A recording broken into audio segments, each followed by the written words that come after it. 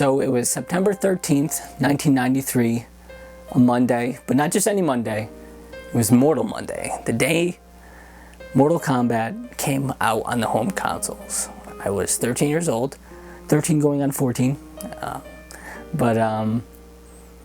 Yeah, I didn't think I was going to get the game. Mainly because it was expensive. It was like $60 to $70, and you know, my parents divorced at a really early age. My mom didn't have too much money, and my dad, you know, he was fairly well off, but he was kind of stingy. If you're watching this, Dad, you were kind of stingy. I'm sorry. No, but he always provided for us. I'm just joking.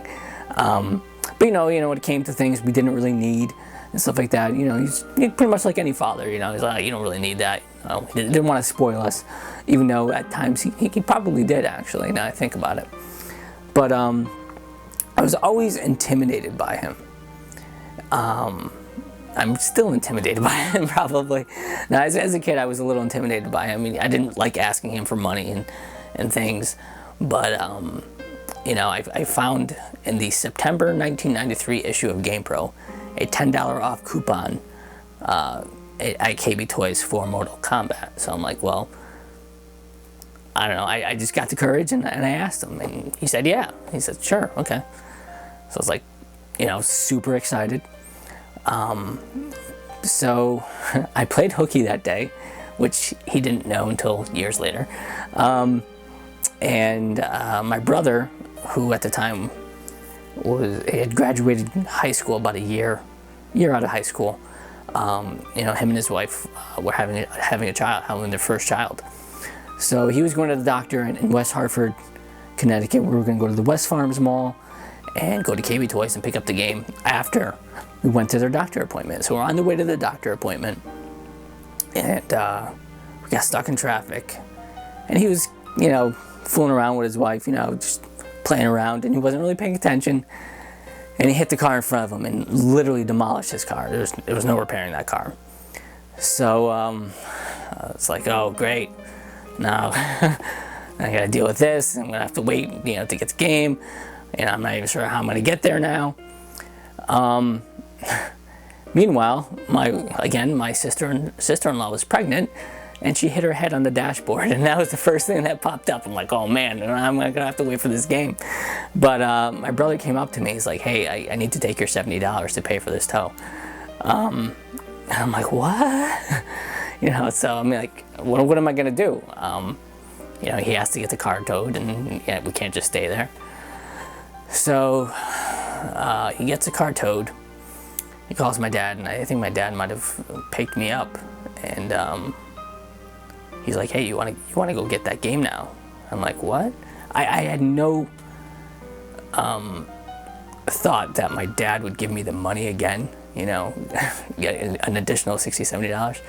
Because it just wasn't something that, you know, happened. Like, oh, you lost the money. It's, you know, whatever. That's what my thought process was. I'm sure he didn't think that way. Obviously, he didn't think that way.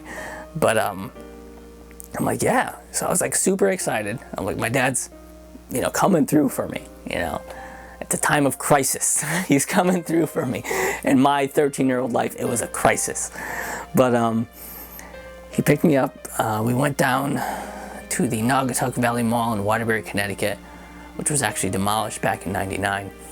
And we went to KB Toys to pick up my Super Nintendo copy of Mortal Kombat.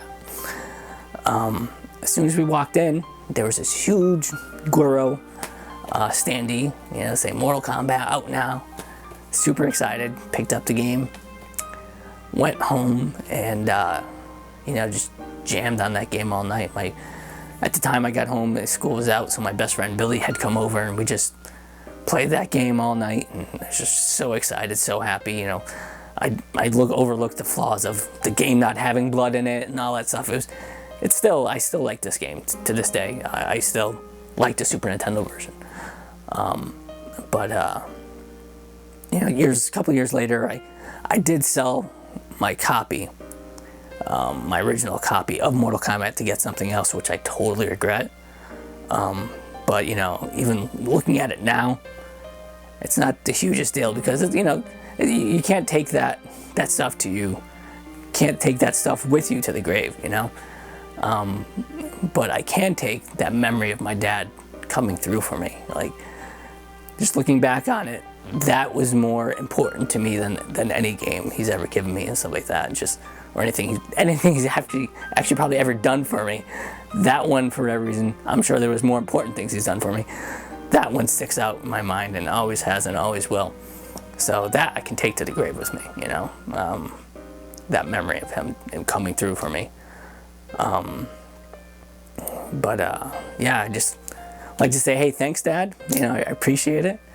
And you probably fueled my obsession of Mortal Kombat, which I can't say if it's a positive or negative thing, but I'm sure the Retroware fans are happy that I have one. But yeah, I just want to say thanks, and hope you enjoyed this.